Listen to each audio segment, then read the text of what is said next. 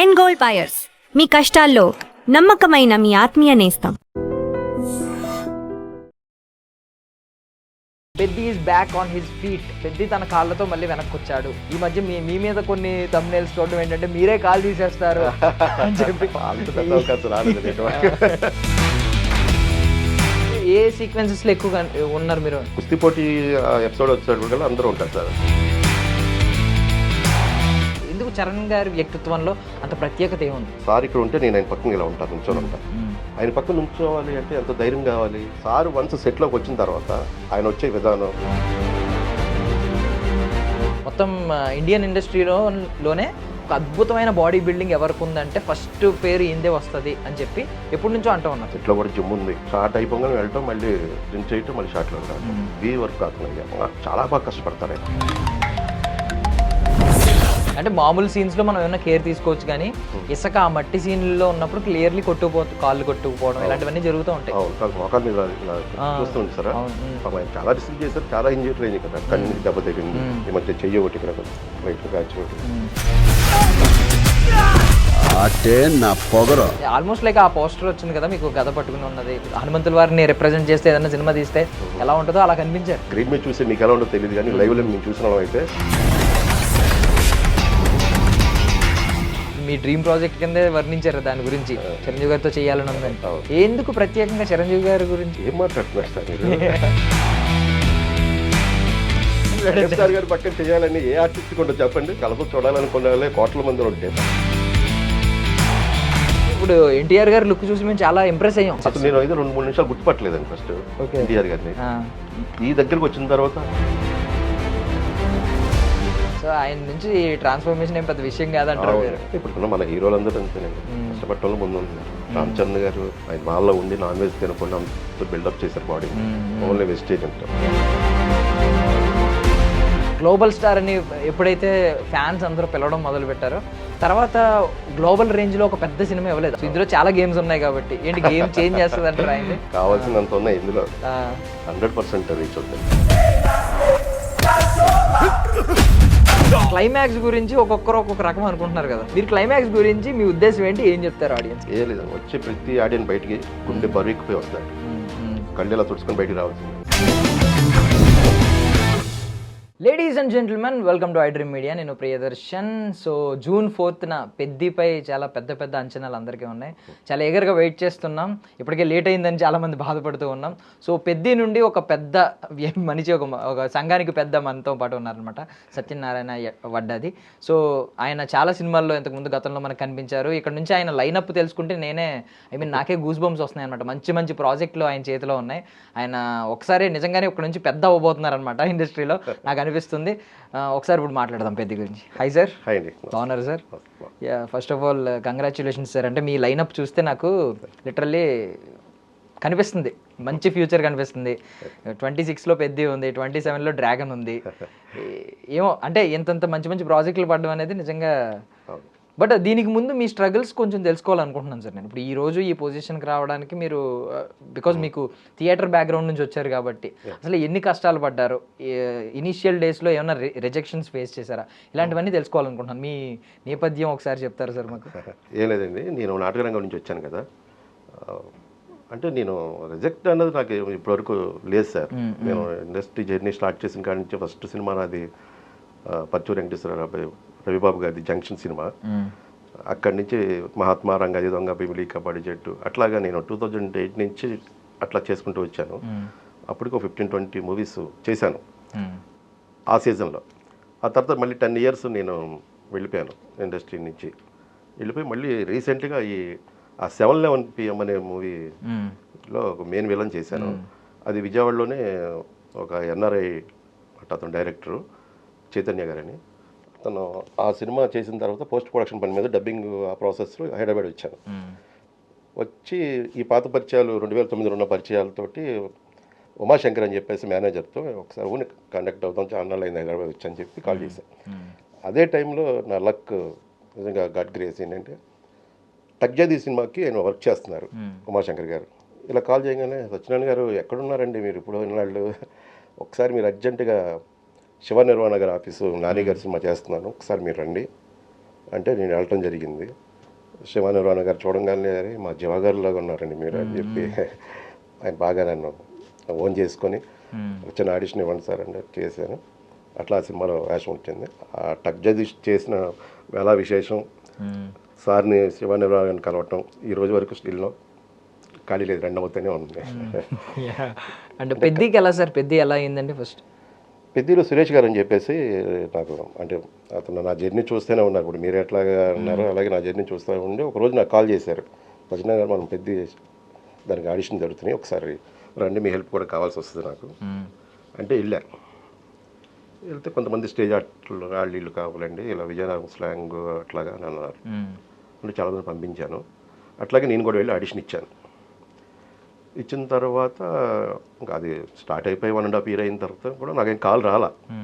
Sir నేను కూడా ఇంకా పెద్దగా దాని మీద హోప్స్ పెట్టుకోలేదు, ఎందుకంటే పెద్ద సినిమా, అంత పెద్ద స్పాన్, అందులో మనకు అవకాశం లేదేమోలే లైట్ తీసుకున్నాను. కానీ వన్ డే నాకు ఒకసారి కాల్ వచ్చింది, శ్రీనివాస్ గారు అని చెప్పేసి కాల్ చేశారు. సార్ ఇలాగ నేను సురేష్ గారు ఇచ్చారు మీ నెంబరు, డేట్స్ రేపటి ఎల్లుండి నుంచి ఉంటాయి. ఏ సినిమా సార్ అని పెద్ది అన్నమాట. సార్ డేట్స్ ఖాళీ అడుగుతున్నారేంటి సార్, నేను ఖాళీగానే ఉంటాను ఆ సినిమా కోసం, నో ప్రాబ్లం సార్ నేను వస్తాను. అట్లాగా అట్లా అవకాశం. So Peddi I mean first నుంచి చాలా, ఫస్ట్ ఎప్పుడైతే ఆ బ్యాట్ షాట్ ఒకటి వచ్చిందో అది విపరీతంగా వైరల్ అయిందండి. ఆ పాట ఎంత విపరీతంగా వైరల్ అయిందో, చికిరీ సాంగ్ మనకు తెలుసు.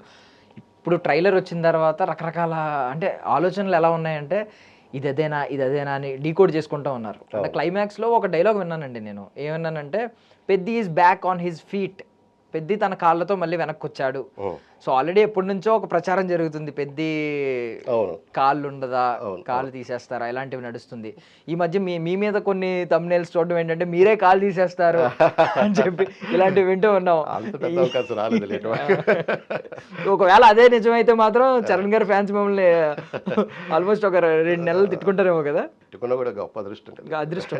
నిజంగా ఒక క్యారెక్టర్ తిట్టుకోవడం అన్నది గొప్ప అదృష్టం. అది అంటే వాళ్ళకి ఓన్ అయిపోయినట్టే. మనం ఇప్పుడు తిట్టుకుంటారంటారా, తిట్టుకోరంటారా? తిట్టుకోరండి. ఓకే. అంటే మాకు తెలిసిన వరకు ఏంటంటే మీరు ఒక సంఘానికి పెద్ద అని చెప్పి కుస్తీ పోటీ ఆ వాటిల్లో కనిపిస్తారు, ఆ సీన్స్లో కనిపిస్తారు అని చెప్పి విన్నాం. ఏంటంటే ఏ సీక్వెన్సెస్లో ఎక్కువ ఉన్నారు మీరు? అంటే అదే శివరాజ్ కుమార్ గారు ఆ కుస్తీ పోటీ ఎపిసోడ్ వచ్చేటప్పుడు కల్లా అందరూ ఉంటారు సార్. శివరాజ్ కుమార్ గారు ఉంటారు, జాన్ విజయ్ గారు, మన అజయ్ ఘోష్ గారు, శ్రీకాంత్ భరత్ గారు, అట్లాగా మేము ఒక 8 మంది సంఘం పెద్దలు. వాళ్ళు సంఘానికి సంబంధించిన వాళ్ళే. శివరాజ్ కుమార్ గారు అంటే ఆయన ఒక కుస్తీ గురువు. అట్లా అండ్ మీ క్యారెక్టరైజేషన్ గురించి కొంచెం డిఫరెంట్ లుక్స్ అని చెప్పి అది ఒకటి అవుతుంది. ఐ మీన్ చాలా డిఫరెంట్ లుక్స్ లో కనిపించారు. ఏం చెప్పాలంటే ఆ కృష్ణమ్మ సినిమాలో మీరు ఒక యంగ్స్టర్ లాగా, ఒక మచ్చలాగా, ఐ మీన్ మిమ్మల్ని ఇంట్రడ్యూస్ చేస్తున్నప్పుడు ఏమని చెప్తారంటే జాతిపిత మా ఊరికి అని చెప్తారు. బట్ మీదంతా చాలా చిచ్చా ఒక మచ్చ ఆ రోల్లో ఉంటది, చాలా చిల్లయి షార్ట్లు వేసుకుని నెక్లు వేసుకుని. బట్ ఇందులో ఎలా ఉంటదండి? ఇందులో బాగుంటుందండి. అది ఎర్రగోలాబీ సినిమాలో కమల్ హాసన్ గారి క్యాప్, ఆ రైబాన్ వైట్ కలర్ రైబాన్ స్పెట్స్, అది బాగా రిచ్గా ఒక డిఫరెంట్గా ఉంటుంది. అంటే బుచ్చిబాబు గారు నా గెటప్ని బాగా లవ్ చేశారు ఆయన సినిమాలో. ఎలా వచ్చింది ఆ చాయిస్? అది మీకు బుచ్చిబాబు గారే చెప్పారా ఈ అటైర్ ఉంటుంది? వాళ్ళ డిజైనింగ్, సార్ డిజైనింగ్ అంతా వాళ్ళ డిజైనింగ్ లేకుండా మనం ఎట్లా చేసుకోవాలి. అంటే మీరు ఏమన్నా ఎప్పుడైనా మీకు ఒక క్యారెక్టరైజేషన్ చెప్పినప్పుడు ఎక్స్ట్రా ఏమైనా యాడ్ ఆన్ చేసుకుంటూ ఉంటారా మీరు? అంటే ఒకవేళ స్పెక్ట్స్ లేకపోయినా స్పెక్ట్స్ పెట్టుకోవడం, క్యాప్ వేరే క్యాప్ చెప్పినా మీరు ఇంకో క్యాప్ పెట్టుకోవడం, అట్లాగా మీ లుక్స్ ని మీరు ఒకటి మనకి ఏదో ఐడియా ఉంటుంది, కానీ వాళ్ళు ఒకటి అనుకుంటారు కదా నా క్యారెక్టర్కి ఈ గెటప్ కావాలని, దాన్ని మనం టేక్ ఓవర్ చేయలేం. అంటే మనం వాళ్ళు ఏది ఇచ్చారో చేయటం తప్ప మనం అంతకు మించి మనం దాటి వెళ్ళకూడదు. పేరుకి చరణ్ గారిని పెద్ది అని పెట్టారు కానీ నిజంగా పెద్ద వంశానికి ఆయన ఒక వారసుడిగా వచ్చాడు. మెగా వంశానికి, మెగాస్టార్కి వారసుడిగా ఆయన వచ్చాడు. కానీ ఆయన గురించి చెప్పిన ప్రతి ఒక్కరు కూడా ఆల్మోస్ట్ లైక్ ఆయన ఎప్పుడూ అలాంటి భేదం ఉండదు. కామన్ ఒక ఐ మీన్ జూనియర్ ఆర్టిస్టులు ఎలా ఉంటారో అలాగే బిహేవ్ చేస్తారు, వాళ్ళతో మాట్లాడతారు, అందరినీ విష్ చేస్తారు. చెప్పండి, మీరు నిజంగా చెప్పండి, అసలు ఎందుకు చరణ్ గారి వ్యక్తిత్వంలో అంత ప్రత్యేకత ఏముంది? ఏ లేదండి, ఇప్పుడు అప్కమింగ్ ఆర్టిస్టులు అండి, ఇప్పుడే ఏదో ఇండస్ట్రీలో చిన్న చిన్న వేషాలు చేస్తున్నారు. ఒక రామ్ చరణ్ గారు మెగా ఫ్యామిలీ నుంచి వచ్చిన యాక్టర్. అతనికి కొన్ని కోట్ల మంది అభిమానులు ఉన్నారు. అతను మేము ఇంత దగ్గరగా, అంటే సార్ ఇక్కడ ఉంటే నేను ఆయన పక్కన ఇలా ఉంటాను, నుంచొని ఉంటాను. ఆయన పక్కన నుంచోవాలి అంటే ఎంత ధైర్యం కావాలి, రావాలి.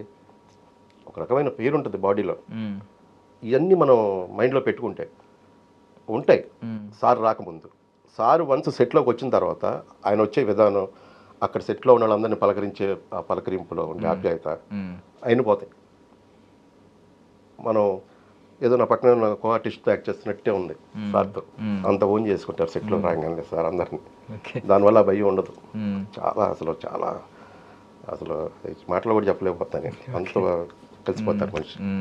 అంటే ఆయన గద పట్టుకుని ఆ ఫైట్ సీక్వెన్స్లోనే, అది కాకుండా ఆ కుస్తీ పోటీల్లో ఆయన బాడీని చూసిన తర్వాత లిటరల్లీ ముందు నుంచి ఆయన మీద ఒక కమెంట్ ఉంది.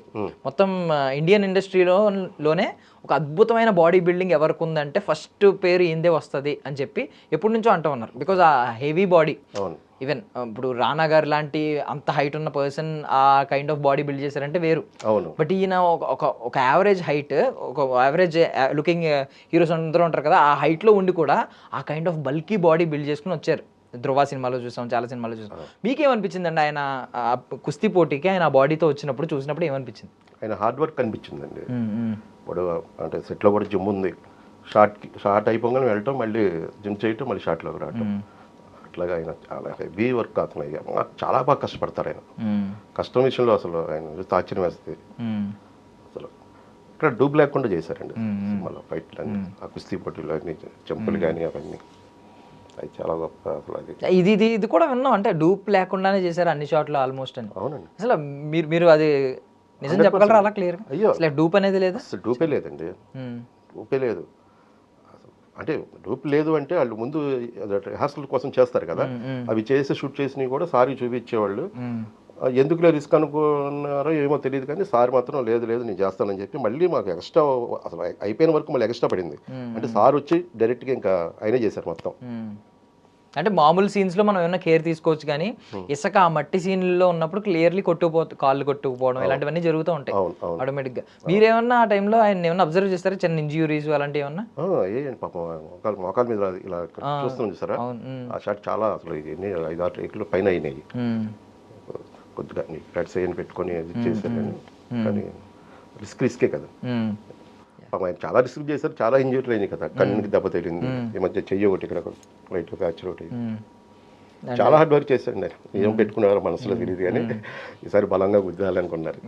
ఆల్మోస్ట్ లైక్ ఆ పోస్టర్ వచ్చింది కదా మీకు, గద పట్టుకుని ఉన్నది, పెహల్వాన్ గెటప్ లో ఉన్నది, ఏదో హనుమంతుల వారు బయోపిక్ తీస్తే, హనుమంతుల వారిని రిప్రజెంట్ చేస్తే ఏదైనా సినిమా తీస్తే ఎలా ఉంటుందో అలా కనిపించారు ఆ బాడీతో. దీన్ని ఈవెన్ నా హెయిర్, లాంగ్ హెయిర్ గెడ్డం అసలు స్క్రీన్ మీద చూస్తే మీకు ఎలా ఉంటుందో తెలియదు, కానీ లైవ్ లో మేము చూసిన వాళ్ళం అయితే అసలు మాకు ఒళ్ళు పులకరించేది ఆయన చూస్తుంటే. ఇప్పుడు చిరంజీవి గారిని మీరు మామూలుగా సినీ ప్రేమికులు అందరూ కూడా ఆయన సినిమాలన్నీ చూసిన వాళ్ళమే థియేటర్లో. ఆయన్ని థియేటర్లో చూసి ఇప్పుడు చరణ్ గారిని పక్క నుంచి చూస్తూ ఆయన పక్కన యాక్ట్ చేస్తున్నప్పుడు ఏమన్నా మీకు చిరంజీవి గారి ఏమన్నా రిజెంబ్లింగ్ కనిపించిందా? అప్పట్లో చిరంజీవి గారు పాత సినిమాల్లో చేసినప్పుడు, ఆయన 30s 40s చేస్తున్నప్పుడు, ఇప్పుడు చరణ్ గారి లుక్స్ ఏమన్నా అనిపించినాయి అక్కడైనా? దగ్గరగా సార్ది చూసాం కదండి మనం. అది ఏ సినిమా, అది అడి దొంగలో సారు నిర్బాడితేనే కదా చేసేది. చరణ్ గారిని చూడగానే ఫస్ట్ నాకైతే రీకనెక్షన్ షాట్లు అయ్యో పడ్డాయి. అడి దొంగ, ఆ ఖైదీ సినిమాలో ఆ షర్ట్ లేకుండా ఉంటాయి, అట్లా కొద్దిగా అలాగే ఉంటాయి ఫీచర్స్ అయినా కూడా. ఓకే. అండ్ బుచ్చిబాబు గారి గురించి మాట్లాడుకుంటే, మీరు ఇప్పుడు మంచి మంచి సినిమాలు చేశారు, ఈవెన్ నెక్స్ట్ సినిమాలు కూడా లైనప్ కూడా మంచి మంచి సినిమాలు ఉన్నాయి. ఇప్పుడు డ్రాగన్ కానీ పాన్ ఇండియా ప్రాజెక్టులు చేస్తున్నారు. ఇలాంటి టైంలో బుచ్చిబాబు గారు మనకి చాలా ఒక అండర్ డాగ్ లాగా వచ్చి, ఈరోజు స్లమ్ డాగ్ మిలియనర్ సినిమా ఉంది, ఒక అండర్ డాగ్ అనుకున్న వ్యక్తి సడన్గా టాక్ ఆఫ్ ద టౌన్ అయిపోతాడు. అలా అయిపోయారు ఇప్పుడు బుచ్చిబాబు గారు. అసలు ఎక్కడ ఉప్పెనకు ముందు ఆయన ఏముంది, ఆయన రికార్డు చూసుకుంటే ఏం కనిపించింది, ఉప్పెన తర్వాత ఒకసారి ఒక pan India project Ram Charan గారితో అసలు మనం ఊహకే అందట్లేదు. అవునండి. ఏం చెప్తారు, ప్రత్యేకత ఏమైనా ఉందా ఆయన ఇంత ఎదగడానికి? మీరు అబ్జర్వ్ చేసింది ఏంటి? ఆయన సింపుల్ సిటీ సార్. ఆయన చాలా చాలా కామ్గా ఉంటారు, చాలా డౌన్ టు ఎర్త్ ఉంటారు. అసలు ఎక్కడ ఆయనకి నేను ఒక డైరెక్టర్ని అరవాలి, కేకలేయాలి అని అసలు ఆయన. ఇంకోటి ఏంటంటే ఆయన దగ్గర ఉన్న ప్రత్యేకమైన విషయం ఏంటంటే ఆయన ఎనర్జీని వేస్ట్ చేసుకోరు. ఆయన అంత మానిటర్ దగ్గరే ఆయన ఎనర్జీ అంత వేస్ట్ అవుతుంది. ఆ షాట్లో ఓకే చేయటం అట్ల మీద తప్ప మిగతా అదంతా ఆయన పెట్టుకోరు అసలు మైండ్లో. సెట్లోకి పొద్దునే ఎలా వస్తారో సాయంత్రం వరకు అలాగే ఉంటారు ఆయన. దానివల్ల ఆయన ఇంత పెద్ద సినిమా చేయగలుగుతున్నారు. ఆయన ఐడియాలజీ గొప్పది. 350 కోట్లు ఒక వ్యక్తిని నమ్మి పెడుతున్నారంటే అసలు ఆయన కథ రాసుకునే ఇది ఆయనకున్న నమ్మకం. సుకుమార్ గారు ఏమన్నా రెగ్యులర్గా విజిట్ చేసేవారండి వచ్చేవారు సెట్స్కి? అంటే ఒకసారి అదే చిరంజీవి గారు సుకుమార్ గారు ఒకసారి వచ్చారు మేము ఉన్నప్పుడు, మేము సెట్లో ఉన్నాం అప్పుడు సార్ వాళ్ళు వచ్చినప్పుడు. చిరంజీవి గారితో మాట్లాడారు అప్పుడు మీరు? మేము షాట్లో ఉన్నాము, సార్ వాళ్ళు వంట దగ్గర కూర్చున్నారు, ఓకే ఓకే. ఇంకా అక్కడి నుంచి అటే వెళ్ళిపోయారు. అంటే షాట్లో ఉండగా మనం వెళ్ళి షూట్లో ఉండగా మనం చేయకూడదు, డిస్టర్బ్ చేయకూడదు. ఇప్పుడు దాకా అంటే మీ లైనప్లో చిరంజీవి గారి సినిమాలు ఏం కనిపించట్లేదు, ఇంకా ఉందా అది ఏమన్నా అనుకుంటున్నారా చిరంజీవి గారి సినిమా చెయ్యాలి? బాబీ గారి సినిమా ట్రై చేస్తున్నాను, ఇద్దాం అనుకుంటున్నాను 100%. దేవుడు అదొకటి ఫుల్ఫిల్ అవుతే హ్యాపీ. అంటే మీ డ్రీమ్ ప్రాజెక్ట్ కిందే వర్ణించారు దాని గురించి, చిరంజీవి గారితో చేయాలని ఉందని. ఎందుకు ప్రత్యేకంగా చిరంజీవి గారి గురించి? ఏం మాట్లాడుతున్నారు సార్ మీరు? కోట్ల మంది జనానికి అభిమానం ఉంటుంది సార్ ఆయన. నేను బూత్ మాట్లాడాను సార్ గారి పక్కన చేయాలని ఏ ఆర్టిస్ట్ కొండ చెప్పండి. అది చూడాలనుకునే వాళ్ళు, కలతో చూడాలనుకునే వాళ్ళే కోట్ల మంది ఉంటే పక్కన యాక్ట్ చేయాలనుకోండి. ఆర్టిస్ట్ ఇండస్ట్రీలో ఉండి ఆయన పక్కనే ఏంటి, ఆయన ఇన్స్పిరేషన్ తో వచ్చిన వాళ్ళు చాలా మంది ఉన్నారు, ఈవెన్ రవితేజ గారు లాంటి వ్యక్తులు. ఆ జనరేషన్ కి కూడా అయినే కదా, కృష్ణ గారు, రామారావు గారు, నాగేశ్వరరావు గారు, తర్వాత నెక్స్ట్ మాకు చిరంజీవి గారే కదా అందరి తర్వాత.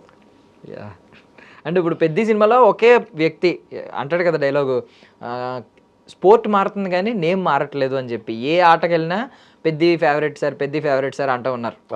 మీరు ఎప్పుడన్నా, ఐ మీన్ హీరో అంటే మనకి కామన్ పీపుల్ కి కనెక్ట్ అవ్వాలి.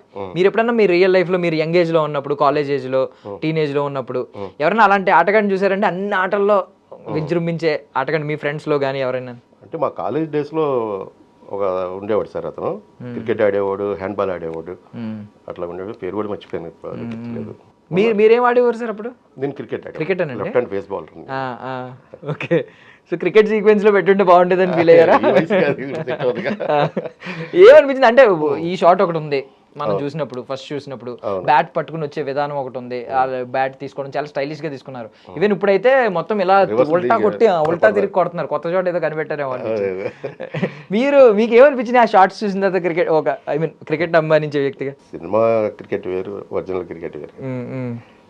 ఆడియన్స్ సెట్లోంచి లేసి క్రాప్స్ కొట్టాలంటే ఇంకా అలాంటి జిమ్ ప్లే ఉంటాయి కానీ చేయాలి కదా. ఓకే. అండ్ ఎలాగో జాన్వీ కపూర్ గారి గురించి కూడా ఒకటి వైరల్ అవుతుందండి. అంటే ఆవిడ శ్రీదేవి గారి అంశ, శ్రీదేవి గారి కూతురు. నెక్స్ట్ ఆవిడ గురించి కూడా చాలా లో ప్రొఫైల్ మెయింటైన్ చేస్తున్నారు.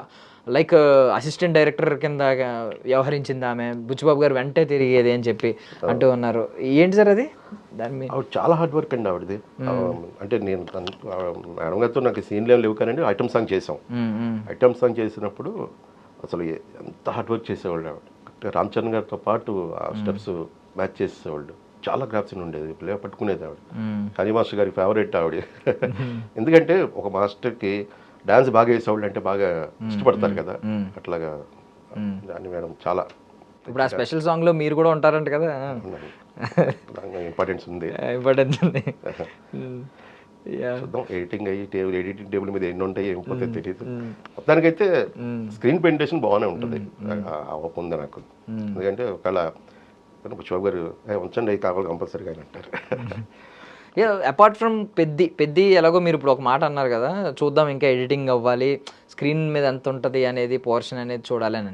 గతంలో మీరు ఏ సినిమాలో అయినా మీరు అనుకున్న కొన్ని సీన్స్ ఏమన్నా ఎడిటింగ్లో పోయి, బికాజ్ అది మన డెసిషన్ కాదు, ఎడిటర్ డైరెక్టర్ గారు కూర్చుని అరే మనకి లెంత్ ఇంతే, నిడివికి ఇంతే ఉండాలి, లేకపోతే కొన్ని సీన్స్ ఎక్కువైపోతాయి, అవన్నీ దృష్టిలో పెట్టుకుంటారు. సీన్స్ ఒకవేళ సీన్స్ వేస్ట్ సీన్స్ అయితే తీయరు, చిత్రీకరించరు, కాబట్టి అవి ఏదో అవుతాయి. బట్ అలాగే ఏమన్నా మిస్ అయిన సీన్స్ ఏమైనా ఉన్నాయా సార్? అరే ఇది సీన్ పడి ఉంటే బాగుండేదని.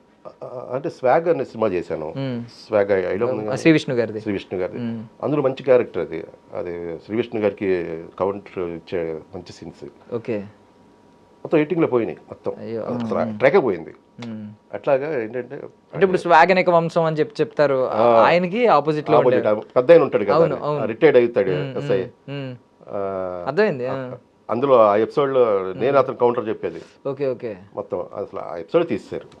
అట్లాగా చాలా పోతా ఉంటాయి, చాలా సినిమాలు మిస్ పోతా ఉంటాయి ఎడిటింగ్ టేబుల్ మీద. చేసిందంతా ఉండాలి అనుకోవటం కూడా తప్పే కదా, అంటే ఆ టైమింగ్ అదంతా చూసుకుంటారు, ఆ లెంత్. అండ్ ఇప్పుడు వచ్చే ఆర్టిస్టుల్లో కూడా స్టేబుల్గా ఉండే ఆర్టిస్టులు ఉంటారు, మీరున్నారు. ఎంత స్టేబుల్గా నిలకడగా ఉంటారంటే స్థితప్రజ్ఞత అని భగవద్గీతలో చెప్పినట్టు మీలాంటి ఆర్టిస్టులు థియేటర్ బ్యాక్గ్రౌండ్ నుంచి చాలా స్ట్రగుల్తో వచ్చి చాలా సబ్జెక్ట్తో వచ్చి చాలా స్టేబుల్గా ఉంటారు. ఎక్కడ గ్రౌండ్ లెవెల్లోనే ఉంటారు. నాకు తెలిసి ఇప్పుడు మీరు డ్రాగన్, పెద్ది వీటి తర్వాత పెద్ద స్టార్ అయిపోయినా కూడా అలాగే ఉంటారు. రేపొద్దున ఇంటర్వ్యూకి వచ్చిన నేను అది చెప్పగలను. బట్ ఈ బ్యాక్గ్రౌండ్ నుంచి వస్తూ ఉంటారు కదా, మీరు నేర్చుకునే విలువలు ఇప్పుడున్న జనరేషన్ డైరెక్ట్ సెట్స్లోకి వచ్చే జనరేషన్కి మీకు ఉన్న భేదాలు ఏంటి? అంటే అదే సార్, ఇప్పుడు ఏంటంటే కొద్ది కష్టాలు తెలిసిన వాళ్ళు ఏంటంటే ఎప్పుడు మీరు అన్నట్టుగానే అలాగే ఉంటారు. ఏ కష్టం లేకుండా డైరెక్ట్గా వచ్చేవాళ్ళు ఏంటంటే ఇదే ఫైనల్ అని అక్కడ ఫిక్స్ అయిపోతారు. అది అంటే వాళ్ళ తప్పని కూడా అనడానికి లేదు, వాళ్ళు ఉన్న పరిస్థితులను బట్టి అంతే. అంటే సహనం విషయంలో కూడా ఇదే నడుస్తుంది, పేషెన్స్. ఇప్పుడు మీకు ఏంటంటే మీరు స్వాగ్ టైంలో ఇలా ఎడిటింగ్ పోతే తర్వాత ఎక్కడ చెప్పుంటారు నాకు తెలిసి. ఈరోజు నేను అడిగాను, నేను పర్టికులర్ క్వశ్చన్ అడిగితే చెప్పారు. బట్ చాలా మంది ఏంటంటే ఇలా ఎడిటింగ్లో పోయినప్పుడు వాళ్ళే వచ్చి చెప్తా ఉంటారు, అరే నా సీన్ పోయింది, ఇది పోయింది అని ఫ్రస్ట్రేట్ అవుతూ ఉంటారు. అలాంటివి కూడా నేను మీ జనరేషన్ ఎవరైతే ఇలా థియేటర్ బ్యాక్గ్రౌండ్ నుంచి వచ్చి కష్టపడి వచ్చారో వాళ్ళ నుంచి నేను ఎప్పుడూ చూడలేదు సహనం విషయంలో. ఉండదు, ఎందుకంటే వాళ్ళకి తెలుసు. ఇప్పుడు అప్పుడు ఆ స్వాగ్ డైరెక్టర్ గారు నన్ను చాలా ఇష్టపడి ఆ వేషానికి పిలిపించుకొని వేషం చేయించుకున్నారు. అది ఎందుకు, కృష్ణమ్మ సినిమా చూశారు సార్, చాలా డిఫరెంట్ యాంగిల్స్లో చేస్తున్నాడు ఈయన, భలే ఉంది పర్ఫార్మెన్స్ అని. తీసేసిన తర్వాత కూడా నాకు కలిసిన తర్వాత చాలా బాధపడ్డారు సార్, లెంత్ వల్ల పోయింది సార్, కానీ నెక్స్ట్ ప్రాజెక్ట్లో మిమ్మల్ని బాగా వాడతాను నేను, ప్రామిస్ చేస్తున్నానని చెప్పారు. అంటే యాష్ సింగిల్ అని చెప్పి ఒకటి చేస్తున్నారు. అప్పుడు వచ్చారు, ఆ సెట్కి వచ్చారు శ్రీ విష్ణు గారు ఆ సినిమాకి డైరెక్టర్ వచ్చినప్పుడు చెప్పారు అనమాట. అండ్ మొత్తం కృష్ణం సినిమా ఆల్మోస్ట్ మీరు మొత్తం సినిమా నిడివంతా ఉంటారు ఆల్మోస్ట్ మీరు. లాస్ట్ వరకు ఉంటారు. ఉన్న 4 క్యారెక్టర్లు మేమే కదా, నేను, హీరో గారు, మైసాల లక్ష్మణ్, ఇంకో కృష్ణ అని కుర్రాడు, మా 4 మధ్య తిరుగుతూ ఉంటారు. అంటే మీరు ఇప్పుడు చిరంజీవి గారితో చెయ్యాలి అని అనుకుంటున్నారు, అది అవ్వాలని మేము కూడా కోరుకుంటున్నాం. Thank you very much. And Chiranjeevi గారిలా వచ్చిన కొంతమంది, అంటే ఇప్పుడు నెక్స్ట్ రవితేజ గారు వచ్చారు, ఆయన కూడా అంతే ఎన్నో అవమానాలు ఎదుర్కొని ఎక్కడి నుంచో వచ్చి ఒక జీరో స్థాయి నుంచి ఈరోజు ఒక విత్తనంలా వచ్చి ఇప్పుడు మర్రి చెట్లాగా ఎదిగిన వ్యక్తి. ఏ బ్యాక్గ్రౌండ్ లేకుండా ఈవెన్ నాని గారు, ఆయన కూడా ఒక పెద్ద వృక్షంలో మారుతున్న వ్యక్తి. సో వాళ్ళిద్దరితో మీరు నటించారు. నాని గారి విషయానికి వద్దామండి. ఫస్ట్ మీరు భీమిలీ కబడ్డీ జట్టు చేశారా? భీమిలీ కబడ్డీ జట్టులో ఉన్న అప్పటికే ఆయన న్యాచురల్ స్టార్ నాని కాదు, ఒక యాక్టర్ నాని, ఒక బిగినర్ నాని. ఇప్పుడు మీరు టక్ జగదీష్ చేసే టైంకి న్యాచురల్ స్టార్ నాని, ఆయనకు ఒక స్టార్డమ్ వచ్చేసింది. ఏంటి డిఫరెన్స్ ఏం అబ్జర్వ్ చేశారు అప్పటి నాని గారికి టక్ జగదీష్ నాని గారికి? ఏం లేదండి, నేను అప్పుడు చూసిన నాని గారు ఎలా ఉన్నారో నన్ను టక్ జగదీష్లో చేసినప్పుడు కూడా అలాగే ఉన్నారు. ఆయనలో ఏ మార్పు రాలా. ఒక నటుడిగా మీరు ఏం అబ్జర్వ్ చేశారు క్వాలిటీ? ఇప్పుడు నటుడిగా ఎంత పరిణితి చెందాడు అని ఆలోచిస్తూ ఉంటారు కదా మీరు. అది చూసుంటారు కదా, భీమిలీ కబడ్డీ చూసుంటారు, టక్ జగదీష్ చూసుంటారు, ఆ తర్వాత దానికి ముందు చాలా సినిమాలు చూసుంటారు కదా. ఇప్పుడు ఎవరైనా సరే, ఏ నటుడైనా సరే, స్టార్టింగ్ బిగినింగ్ స్టేజ్ నుంచి ఒక రకంగా ఉంటుంది. అక్కడి నుంచి స్టెప్ బై స్టెప్ అన్ని విషయాల్లోనే చేంజ్ అవుతూనే ఉంటారు. అంటే ఆ ఎక్స్పీరియన్స్ పెరిగే కొద్ది ఆ డైలాగ్ డిక్షన్ కానీ, పర్ఫార్మెన్స్ల విషయంలో కానీ అన్ని ఆటోమేటిక్గా అన్ని డెవలప్ అవుతూ ఉంటాయి. ఇప్పుడు ఏ యాక్టర్కైనా జరిగిద్ది అది. స్టార్టింగ్ డేస్లో ఎవరైనా కూడా కొద్దిగా అట్లాగే ఉంటారు కదా, కొన్ని నేర్చుకోవాల్సిన స్థాయిలో ఉంటారు. అది ఫైనల్గా వచ్చేటప్పటికల్లా ఒక 2-3 సంవత్సరాలు అయిపోయిన తర్వాత ఏమవుతుందంటే ఆటోమేటిక్గా వాళ్ళకి అన్ని అలవాటు అయిపోతుంది. కెమెరా లెన్స్, ఈ లెన్స్లో ఎట్లా యాక్ట్ చేయాలి, అవన్నీ డిఫరెన్స్ ఎలాగో ఉంటుంది. నాని గారిని ఒకసారి ఎప్పుడో ప్రెస్ మీట్లో ఒక వ్యక్తి అడిగితే, అంటే దసరా సినిమా రిజల్ట్ గురించి అడిగితే, దసరాని మీరు పుష్పతో కంపేర్ చేసుకున్నారు, ఆ రేంజ్ సినిమా అనుకున్నారా? నేను అలా చేయను, ఎప్పుడు సినిమా ఇటుక పేర్చుకుంటూ ఉంటాను, మీకు ఏంటి చిన్న ఇటుకే అనుకుంటారో, ఏదో ఒక రోజు పెద్ద గోడ చూస్తారు. ఈ రోజు ఆ గోడ కనిపిస్తుంది మాకు. నెక్స్ట్ ఇప్పుడు కనిపిస్తుంది, చూడండి ఆ క్రేజ్ చూడండి. అసలు ప్యారడైజ్ సినిమాకు ఉన్న క్రేజ్. మీరున్నారండి ప్యారడైజ్ సినిమాలో ఏమన్నా? ఏమనిపించిందండి? అంత బోల్డ్ అటెంప్ట్ కదా. ఇప్పుడు ఈవెన్ టాటూ కానీ ఎంత బోల్డ్ అటెంప్ట్ చేశారంటే అసలు ఆ జడలు, ఆ లుక్స్, ఏమైనా అనిపించిందా? చిన్న గ్లిమ్స్ వచ్చే ఆ పాట వచ్చినప్పుడు మీకు ఏమనిపించింది? ఏదో గొట్టగానే కొడతారేమో అనిపిస్తుంది. అది బాగానే ఉంటుంది. ఎందుకంటే మీరు దసరా కూడా చూసారు కదా, దసరాలో కూడా డైరెక్టర్ గారు అసలు మామూలు ఇది కాదు కదా, అసలు ఆ మట్టి కానీ అదంతా చాలా, ఇది కూడా దానికి మించే ఉంది. అంటే షూటింగ్కి వెళ్ళి వచ్చిన వాళ్ళు చెప్తా ఉంటారు నాకు, ఆ బురదల్లో అట్లా ఆ షూటింగ్ విషయంలో మాత్రం నాన్నగారు బాగా హార్డ్ వర్క్ చేస్తున్నట్టే. ఆయన చేస్తారులేండి, ఆయన ఫస్ట్ నుంచి ఆయన కష్టపడే మనిషే కదా. అండ్ కమింగ్ టు మాస్ మహారాజా, ఇరుముడి ఆ సాంగ్ ఉంది అని ఎప్పుడైతే ట్వీట్ వేశారో జీవి ప్రకాష్ గారు, ఇక్కడ ఒక్కొక్కరు పిచ్చెక్కిపోతున్నారు. అరే ఈ సాంగ్ ఎలా ఉంటుంది, ఎలా పెడతారు దాన్ని, ఐ మీన్ ఎలా మారుస్తారు. సేమ్ సాంగ్ ఉంటుందా, కొంచెం ఏమైనా మారుస్తారా, చాలా ఆలోచిస్తున్నారు. అవును. మీరు కూడా వెయిట్ చేస్తున్నారండి ఇరుముడి కోసం? నేను అంటే ఆ సాంగ్ గురించే అంటే అంటే నేను ఒక 12 సార్లు అయ్యప్ప మాలేసి ఉంటాను. ఆ ఓకే. విల్లాజీ వీరినమ్మ సాంగ్ అదే అది నాకు బాగా కనెక్షన్ ఉంది దాంతో పాటు. నాకు పెళ్లికి ముందు నుంచి 16 సంవత్సరం నుంచి నేను 12 సార్లు వేసి ఉంటాను అన్నమాట. అట్లా నేను కూడా మీకు పెద్ద భక్తుడు మీరు కూడా అయ్యప్ప అయ్యప్ప స్వామికి. స్వామికి నేను సార్తో అందులో వర్క్ చేస్తున్నాను రవితేజ గారితో. ఇప్పుడు ఇరుముడి సినిమా అంటే ఆయన మాస్ మహారాజా పేరుంది, కానీ ఇరుముడి సినిమా కొంచెం ఇప్పటిదాకా చేసిన సినిమాల్లో కొంచెం డిఫరెంట్ అని అనుకోవచ్చండి. అంటే ఆయన మార్క్ ఉంటుంది కానీ డిఫరెంట్ గానే ఉంటుంది.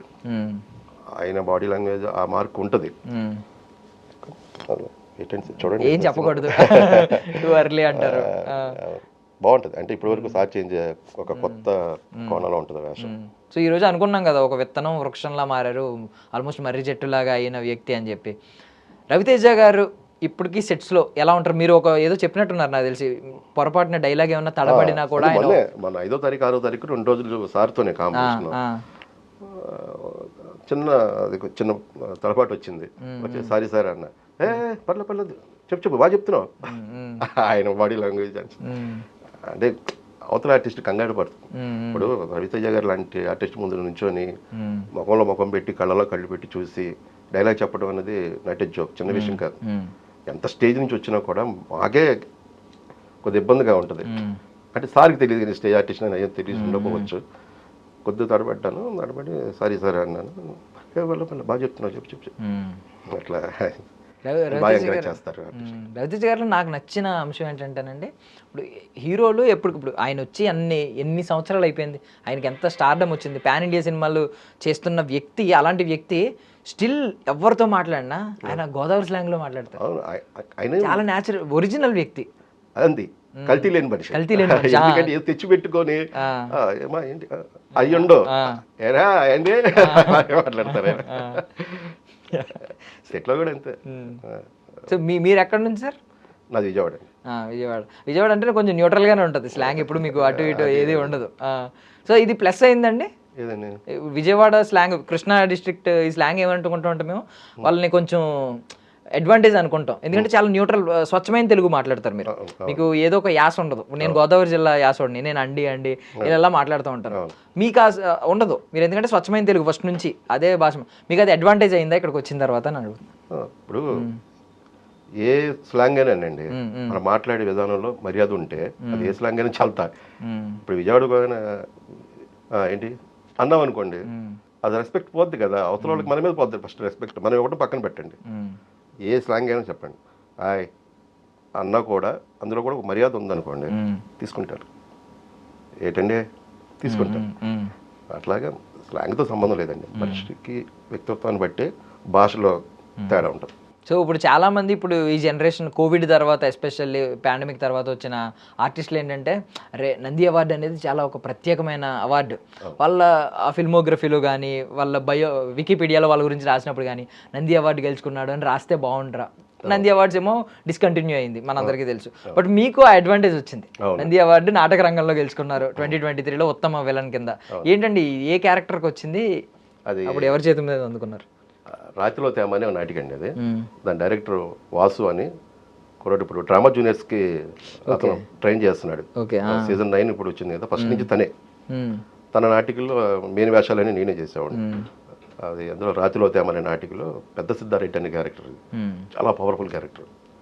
దానికి 2023లో వసన్ గారు దానికి చైర్మన్ అప్పుడు మన కళారంగానికి, అతని చేతుల మీదుగా నంది అవార్డు వచ్చింది.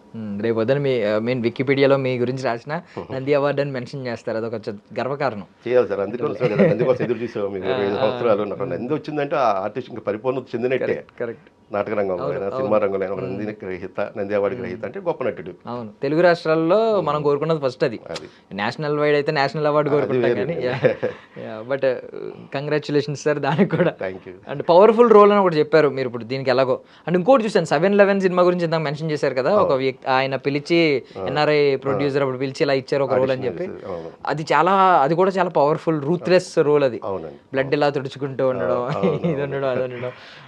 నాకు ఇప్పుడు నార్మల్ అవి చూశాను కదా, చూసిన తర్వాత నాకు ఏం గుర్తొచ్చిందంటే ఈ రూత్లెస్, ఈ పవర్ఫుల్ పదాలు వినగానే నాకు ఇప్పుడు రిలీజ్ అయిన డ్రాగన్ టేజర్ గ్లిమ్స్ గుర్తొచ్చింది.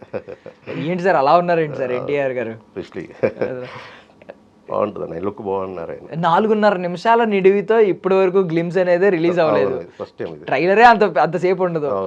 ఈ ప్లాన్ ఏంటి, దీని వెనక మాస్టర్ ప్లాన్ ఏంటి, మీరు ఏమైనా డీకోడ్ చేయగలరా? ప్రశాంత్ నీల్ గారి విజన్ ఏంటి దీని వెనకని? చేయలేమండి, ఏదైనా కొంత సీక్రెట్గా ఉంటాయి కదండి. ముందైతే ఆడియన్కి ఒక రుచి వదిలేరు బయటికి, దాన్ని ఎంజాయ్ చేయటమే మనం. సో ఇప్పుడు ఎన్టీఆర్ గారి లుక్ చూసి మేము చాలా ఇంప్రెస్ అయ్యాం. అరే ఏంటి ఇంత సన్నంగా చేసి ఆ గడ్డం ఎంత పెంచి చాలా లిటరల్లీ ఎంత మాస్ యాంగిల్ చూపిస్తారు అనుకోలేదు బాడీ. మీరేమనుకున్నారు సార్ సెట్స్ లో ఆయన చూసినప్పుడు డ్రాగన్ సెట్స్? నేను అయితే 2-3 నిమిషాలు గుర్తుపట్టలేదండి ఫస్ట్ ఎన్టీఆర్ గారిని. కొంచెం ఈ దగ్గరకు వచ్చిన తర్వాత ఆశ్చర్యపోయా నేను. కోట్ వేసుకొని జీబులోంచి దిగి వస్తుంటారు, మా దగ్గరికి వస్తుంటారు. అప్పుడు అర్థం చెప్పాక 2-3 మినిట్స్ గుర్తుపట్టక నాకే ఆ టైం పట్టింది డైరెక్ట్ చూసి. చాలా చాలా చాలా తెలుసులేండి ఆయన గురించి, మీకు అందరికీ తెలిసిన విషయం, ఎంత కష్టపడతారు. మనం రాఖీ సినిమా తర్వాత మళ్ళీ రాఘవడి గారితో టైంకి ఎంత చేంజింగ్ అంత అట్లా. సో ఆయన నుంచి ట్రాన్స్ఫర్మేషన్ ఏం పెద్ద విషయం కాదంటారు మీరు, ఇలా ట్రాన్స్ఫార్మ్ అవడం ఏదవడం. ఇప్పుడు మన హీరోలందరూ అంతేనండి, కష్టపడటంలో ముందు ఉన్నారు. రామ్ చరణ్ గారు ఆయన వాళ్ళలో ఉండి నాన్ వెజ్ తినకుండా అంత బిల్డప్ చేశారు బాడీని, ఓన్లీ వెజిటేరియన్తో. అంటే అది చిన్న విషయం కాదు. ఓకే, ఇది ఈ విషయం నాకు అంత క్లియర్గా తెలియదండి. ఇప్పుడు అంటే మీరు చెప్పారు కదా ఓన్లీ నాన్ వెజ్ తినకుండానే ఎంత ప్రోటీన్. ఇప్పుడు విజయనగరం జిల్లాలో కోటరామూర్తి గారు అని చెప్పేసి కుస్తీ పోటీలు ఆయన మన ఇండియన్ హెర్క్యులస్ అనేవాళ్ళు అంట. అతను పెద్ద బాడీ, అతని పేరు మీద ఇప్పుడు పెద్దలో కూడా కోటరామూర్తి కుస్తీ పోటీలు అని పెట్టి ఉంటుంది. సంఘం పేరు కూడా అదే, కోటరామూర్తి కుస్తీ పోటీల సంఘం అని ఉంటుంది. అతను ప్యూర్ వెజిటేరియన్.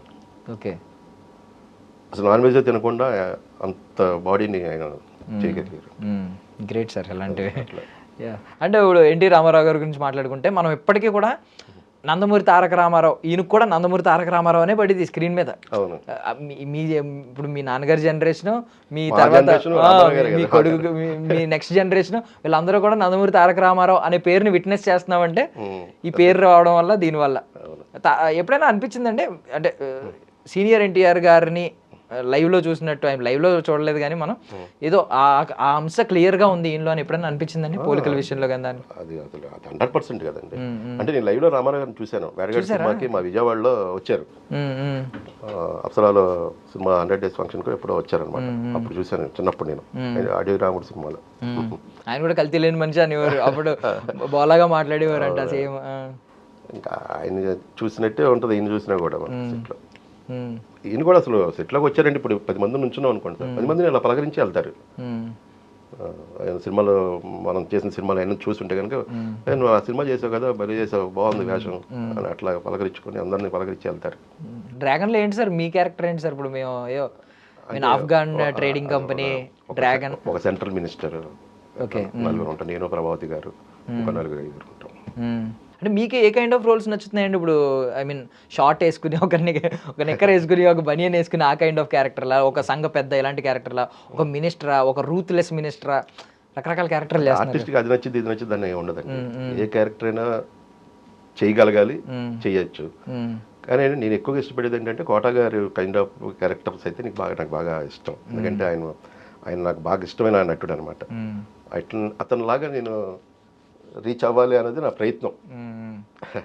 ఆ ప్రయత్నంలో భాగంగానే కృష్ణంలో క్యారెక్టర్ కానీ, ఇప్పుడు మన తిమ్మరాజుపల్లి టీవీలో ఆ క్యారెక్టర్ కానీ, ఆ రెండు కొంచెం చూస్తే మీరు ఆ కోట శ్రీనివాస గారి షేడ్స్ కనబడుతున్నాయి, చాలా మంది అన్నారు. అట్లా ఉంటుంది. ఎవరైనా కలిసారండి కోట గారు? కలిసానండి, చనిపోయినప్పుడు ఇంటికి కూడా వెళ్ళాను. మాకు సుమధుర కళానికేతన్ అని చెప్పేసి విజయవాడలో నాటక రంగం, అది హాస్య నాటికలో జంజాల గారు హాస్య నాటిక పోటీలు, అప్పుడు ఒకసారి గెస్ట్గా వచ్చారు కోట గారు. ఆయన వచ్చినప్పుడు కళకు దండం పట్టుకొని మీరంటే నాకు నువ్వు కళాకారు, నేను కళాకారు, నువ్వు నా మీద కాలు మీద పడితే ఇలా అన్నారు ఆయన. అసలు నేను చేసిన ఫస్ట్ సినిమా జంక్షన్ సినిమాలో కోటగారితోనే కాంబినేషన్. సో డ్రాగన్లో మినిస్టర్గా కనిపించబోతున్నారు. యా, అంటే ఇంకా సినిమాలు చాలా ఉన్నట్టున్నాయి కదండి, లైక్ బ్లాక్ గోల్డ్ సినిమాలో ఉన్నట్టు. బ్లాక్ గోల్డ్ ఉందండి, బ్లాక్ గోల్డ్ సంయుక్త మీనన్ గారిది, అదొకటి జంపన్న గారిది, ఇది సినిమా పేరు క్యాస్ట్. క్యాస్ట్ అందులో కూడా మినిస్టర్ అనుకుంటా కదా. అవును, అది నీకు తెలుసు. తెలిసిందండి, తెలిస్తే అలా ఎన్నే డబ్బింగ్ చెప్పా. అది ఒకటి ఉంది. ఇప్పుడు ఇరుముడి సార్ది 418 అని చెప్పేసి ఒకటి చేస్తానండి. అది ప్రశాంత్ నీల్ గారి ప్రజెన్స్, అది మైత్రి మూవీస్. వాళ్ళ దగ్గర కోడెక్ట్గా చేసిన సార్ చేస్తున్నారు. అందులో ఒక మంచి క్యారెక్టర్ చేస్తున్నారు. అదొకటి మన ఈయన వడ్డే నవీన్ గారిది కంబ్యాక్ 10 years తర్వాత సార్తో వర్క్ చేస్తున్నాను. అంటే అనుకునేవాడిని ఆ జనరేషన్లో శ్రీకాంత్ గారితో అయిపోయింది చేశాను, వడ్డే నవీన్ గారితో చేయాలి, అది కూడా అయిపోయింది. సో వడ్డే నవీన్ గారు కూడా శ్రీకాంత్ గారి లాగా అసలు ఆయన 10 ఏళ్ళు స్కిప్ కొట్టినట్టే మధ్యలో అదే ఏజ్ లాగా ఉన్నారు. అవును, అప్పుడు మామే అయిపోయి మళ్ళీ ఇప్పుడు వచ్చినట్టు ఉంది. ఆ ఏజ్ కనబట్టలేదు, ఏం కనబట్టలేదు, అలాగే ఉన్నారు మనిషి. నేను అదే ఫస్ట్ షాక్ అయ్యి ఆ సెట్లోకి వెళ్ళగానే చెప్పడం కానీ వడ్డే నవీన్ గారిని. ఏంటి అప్పుడు ఏదో నా చిన్నప్పుడు పెళ్లి సినిమా చూసినప్పుడు ఎలా ఉన్నారు అలాగే ఉన్నారు. చిన్నప్పుడు అంటే మరీ చిన్నప్పుడు కదా, 17-18. ఈవెన్ ఇప్పటికీ చాలా మంది ఇప్పుడు 80s కిడ్స్ 90s కిడ్స్ వీళ్ళందరూ అనుకుంటున్నారు అదేంటి ఏమైపోయారు వడ్డే నవీన్, ఏమైపోయారు వడ్డే నవీన్, ఎందుకు రావట్లేదని. మీకేమనిపించింది ఇప్పుడు ఈ నటన దగ్గరుండి చూసారు కాబట్టి వడ్డే నవీన్ గారు ఈ జనరేషన్కి మళ్ళీ నిజంగానే కంబ్యాక్ అవుద్దని అనుకుంటున్నారా సినిమా? మంచిది, అసలు బ్రహ్మాండమైన సాంగ్ ఉందండి, మంచి డాన్స్ చేశారు ఆయన, ఐటమ్ సాంగ్, మంచి డాన్స్ ఉంటుంది, బాగుంది, యాక్టివ్ ఉన్నారు, చక్కగా పర్ఫార్మెన్స్ అంతా బాగుంది. సినిమా కూడా బాగుంటుంది, మంచి కథతో వచ్చారు. చూద్దాం. సో కమింగ్ బ్యాక్ టు ఒకసారి పెద్దికి వస్తున్నాం అండి. పెద్ది సినిమా నిజంగా ఆయన మీద ఒక భారం ఉంది, ఒక బాధ్యత ఉంది. ఎందుకంటే గ్లోబల్ స్టార్ అని ఎప్పుడైతే ఫ్యాన్స్ అందరూ పిలవడం మొదలు పెట్టారో తర్వాత గ్లోబల్ రేంజ్లో ఒక పెద్ద సినిమా ఇవ్వలేదు, ఆ స్టార్డమ్కి సరిపడ్డ సినిమా పడలేదు. ఏదో ఒక మిస్కాలిక్యులేషన్స్ అవ్వడం, మొన్న సినిమా కానీ గేమ్ చేంజర్ కానీ ఇవన్నీ నిజంగానే గేమ్ చేంజ్ చేసే సినిమా కావాలి ఆయనకి. సో ఇందులో చాలా గేమ్స్ ఉన్నాయి కాబట్టి ఏంటి గేమ్ చేంజ్ చేస్తుంది అంటారు ఆయన? అవును, కావాల్సినంత ఉన్నాయి ఇందులో, 100% రీచ్ అవుద్దండి. మీరు అనుకునే మనం జనాలు అనుకుంటున్న వాళ్ళ ఫ్యాన్స్ కొన్న అంత బాగా అంతా రీచ్ అవుతారు. 100% సినిమా బ్లాక్ బస్టర్ అంతే, ఇంకా దాని గురించి ఇంకా వేరే. సో ఫ్యాన్స్ కి బిర్యానీ అంటారా? 100% ఫ్యామిలీ ప్యాకే, family pack biryani. Okay. So పెద్ద సినిమా మీ కెరియర్లో ఎలాంటి పాత్ర పోషిస్తుంది అని అనుకుంటున్నారు మీరు? నాకైతే మంచి రీచ్ ఉంటుందండి, స్క్రీన్ ప్రెజెంటేషన్ బాగుంటుంది.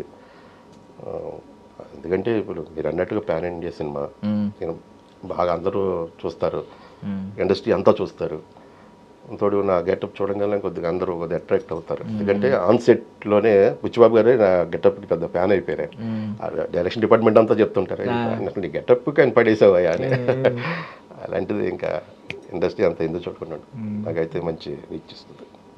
అండ్ దివ్యేందు శర్మ గారు, ఆయన పేరేంటి, మీర్జాపూర్లో మున్నాభయ్య క్యారెక్టర్ చేసిన ఆయన్ని తీసుకొచ్చి ఇక్కడ యాంటోగనిస్ట్ రోల్ ఇచ్చారు. మున్నాభయ్య ఎంత పెద్ద ట్రెండ్ అయిందో మీకు తెలుసు కదా. ఈవెన్ డబ్బింగ్ కూడా ఆయనే చెప్పినట్టున్నారు, దానికి చెప్పిన క్యారెక్టర్ ఏముంటదండి, ఆయన క్యారెక్టర్ ఎలా ఉంటుంది అంటే అదే ఆ ఎపిసోడ్ కి మాకు సంబంధం లేదు. మనంత కుస్తీ పోటీ శివరాజ్ కుమార్ గారు చెప్పారు కదండి, జాని విజయ్ గారు, ఎట్లా మేము ఆ ఎపిసోడ్ అసలు. సో శివరాజ్ కుమార్ గారిది ఒక కీ రోల్ అండి, మొత్తం మంచి రోల్ అండి. ఆయనే పెద్దని ప్రపోజ్ చేస్తారు, కుస్తీ ఆడతాడు అని చెప్పి బాగుంటుందండి, చెప్పకూడదు అంటే మీకు. టేస్ట్ పోద్ది మీకు, అది కరెక్టే. బట్ క్లైమాక్స్ గురించి ఒక్కొక్కరు ఒక్కొక్క రకం అనుకుంటున్నారు కదా, మీ ఉద్దేశం ఏంటి? మీరు క్లైమాక్స్ ఏంటి అనేది చెప్పొద్దు, దాని రెఫరెన్స్ ఎలా ఉంటుంది అని కూడా చెప్పొద్దు. బట్ మీ ఉద్దేశం ఏంటి క్లైమాక్స్ గురించి? కొంతమంది నెగిటివ్ గా కూడా అనుకునే వాళ్ళు ఉన్నారు, అరే క్లైమాక్స్ లో ఏదన్నా అయితే మా చరణానికి ఏమన్నా అయితే మేము ఎలా తట్టుకుంటామరా, అరే కాలిపోతే ఎలా రా, ఇలా రకరకాలు అనుకుంటున్నారు కదా. మీరు క్లైమాక్స్ గురించి మీ ఉద్దేశం ఏంటి, ఏం చెప్తారు ఆడియన్స్? ఏ లేదు, వచ్చే ప్రతి ఆడియన్ బయటికి గుండె బరువుకిపోయి వస్తాడు, కళ్ళు ఇలా తుడుచుకొని బయటికి రావాల్సిందే. క్లైమాక్స్ అది ఎక్స్పెక్ట్ చేయలేం, ఆ క్లైమాక్స్ మేము ఊహించిన క్లైమాక్స్ అయితే కాదు, ఏం కాదు, మీరు అనుకున్నది ఏమి ఉండదు. ఓకే. సో ఇప్పుడు ఈ మెథడ్ యాక్టింగ్ అంటూ ఉంటారు కదా సార్, మీరు ఎంతవరకు బిలీవ్ చేస్తారండి? అంటే ఆ క్యారెక్టర్లోనే ఉంటారా, కెమెరా కట్ చెప్పినా కూడా మీకు ఏదైతే క్యారెక్టర్ ఇచ్చారో ఆ క్యారెక్టర్లోనే ఉండి బిహేవ్ చేస్తూ అలాగే ఉంటారా సెట్స్లో ఉన్నంతసేపు? సెట్స్లో కెమెరా ముందు ఉన్నంతసేపే ఉంటామండి, కట్ చెప్పిన తర్వాత ఆటోమేటిక్గా మళ్ళీ బయటకు వచ్చి మళ్ళీ కెమెరా వెళ్ళి యాక్షన్ అన్న తర్వాతే మళ్ళీ పరకాయ ప్రవేశం. అది ఈజీ అనండి స్విచ్ అవ్వడం, అప్పటికప్పుడు ఫట్ స్విచ్ అవ్వడం ఈజీయేనా?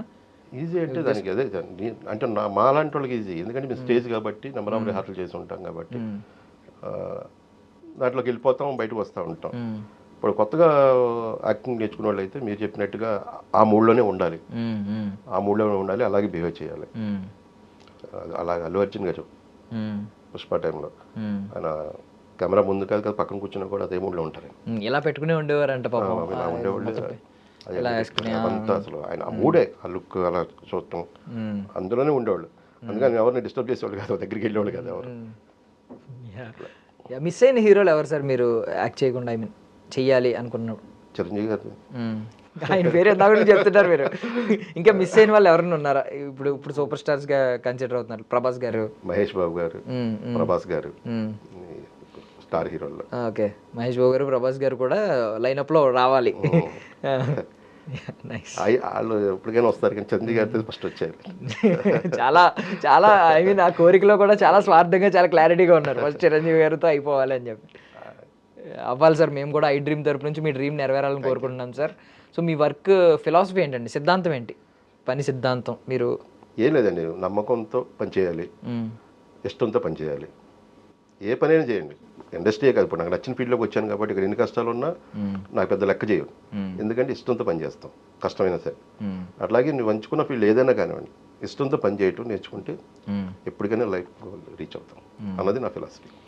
మీకు పిల్లలు ఎంతమంది? 2 అమ్మాయిలు, 2 జాబులు చేస్తున్నారు. ఎవరైనా బిగినింగ్ డేస్లో ఎందుకు మనకి ఇవన్నీ అని చెప్పి అన్ని ఇప్పుడు ఈ రోజు మీ సక్సెస్ చూసి వాళ్ళే పొగుడుతున్న వాళ్ళు ఎవరైనా ఉన్నారా?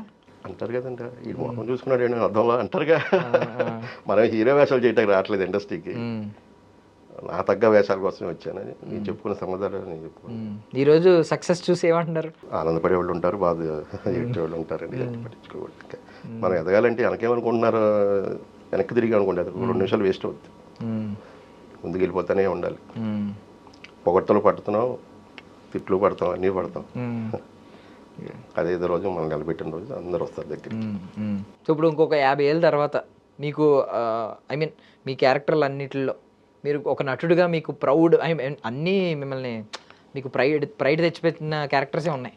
బట్ ఒక 10 ఏళ్ళు, ఒక 20 ఏళ్ళు, ఒక 30 ఏళ్ళ తర్వాత మీకు ముందు గుర్తొచ్చే ప్రాజెక్ట్ ఏంటి సార్? ఫస్ట్ ఇప్పుడు చేసే ప్రాజెక్ట్ అన్నిటిలో, ఈవెన్ ఇప్పుడు షూటింగ్లో ఉన్నవి, ఆల్రెడీ చేసేసినవి, రిలీజ్ అయిపోయినవి, రిలీజ్ అవుతున్నవి అన్ని. అంటే ఈ 50 ఏళ్ళ తర్వాత ఇంకొన్ని చేసి ఉంటాను ప్రాజెక్ట్. అయ్యో, చాలా డిప్లొమాటిక్ ఆన్సర్ ఇచ్చారా? అంతే కదా, మరి అప్పుడు ఇంకా ఏ ప్రాజెక్టులు ఉంటాయి కదా. ఇప్పుడు ఏ ప్రాజెక్ట్ చెప్తే ఎవరు ఫీల్ అవుతారా అన్నట్టు చాలా తెలివిగా మీరు అడిగిన క్వశ్చన్ లోనే ఆన్సర్ ఉంది. ఒక 50 ఏళ్ళ తర్వాత అన్నారు, ఇప్పుడు అన్నారు అనుకోండి, నేను చెప్పడం ఇప్పటి వరకు చెప్పండి పోనీ. చెప్తాను కొంచెం టర్న్ ఇచ్చింది అంటే చిన్న పెద్ద స్కేల్ అన్ని కాకుండా నటుడిగా మీకు అది ఇచ్చిన సంతోషం ఏది ఇవ్వలేదు అనేది ఉంటుంది కదా ఒక ప్రాజెక్ట్. ఏం ప్రాజెక్ట్ అండి? టక్ జగదీష్ శివ నిర్వాణ గారు వాళ్ళ వరకు ఫోన్ చేస్తున్నానంటే ఆ సినిమాలో ఆ క్యారెక్టర్ నాకంటే ఒక పెద్ద గుర్తింపు ఇచ్చింది అది. Super sir, super. నేను ఎప్పుడు చెప్తుంటాను అందరు, ప్రతి ఇంటర్వ్యూలో చెప్పే ఫస్ట్ మాట అదే. Super sir. So Satyanarayana Vaddadi గారు, మీకు వడ్డీ చక్రవడ్డీ యాడ్ అయ్యి సక్సెస్ ఇలాగే ఉండాలి. ప్రతి సంవత్సరం మీ సక్సెస్ ఈ వడ్డీ చక్రవడ్డీ ఎలా యాడ్ అవుతూ ఉంటుందో అలా యాడ్ అవ్వాలని కోరుకుంటున్నాం సార్. మళ్ళీ మీరు సక్సెస్ అయినప్పుడల్లా మమ్మల్ని కలవాలి, మాతో పంచుకోవాలి ఆ అనుభవాలని. Thank you so much sir, మీ విలువైన సమయాన్ని ఇచ్చినందుకు. Thank you very much.